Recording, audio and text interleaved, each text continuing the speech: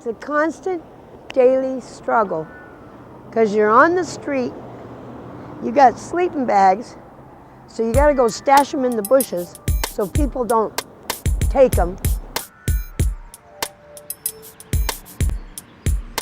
A lot of these people out here are out here because they're running on some kind of a addiction, you know. I don't have an addiction. I'm just poor, you know, plain flat out poor. But it's still scary. A female on the street by herself, you know, you gotta sleep with one ear open and one eye open, you know. I haven't had any, by the grace of God, I haven't had any altercations, anything, you know, but it is scary more, I think, for a female than, you know, for a male. The largest growing population of homelessness is women and children. We don't have places where women can get away from a domestic violence situation except to sometimes take to the streets. In this country, we have 3 times as many shelters for abandoned cats and dogs than we do for women who are the victims of domestic violence. I was tired of going out getting drugs. I was tired of being abused physically, and he hit me and sometimes gave me black eyes because I wouldn't give him money. I lost my job. I lost everything. I used to live in Siskiyou County and in Mount Shasta. I lived in Weed, actually. And I lost my job and everything. My job, my plays, and everything. And I just finally came down here. The society is committed to keeping down the number of homeless women and children. So there are more resources available for destitute women and children than there are for men.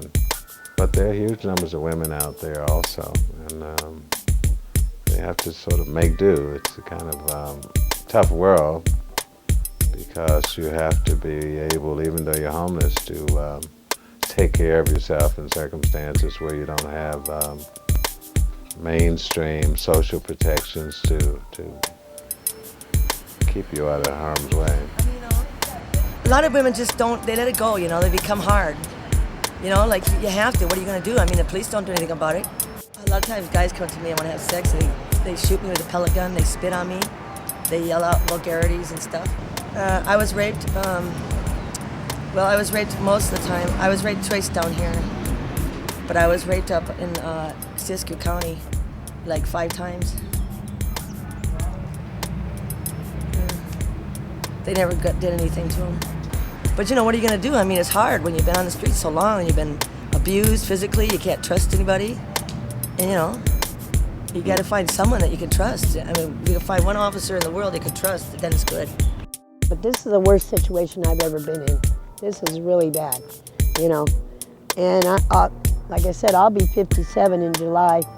So I got, what, 57? I got 8 more years before I can retire, you know. But I've worked all my life. I always worked, you know, but just this last year, it's just been, I don't know if it's the economy or what.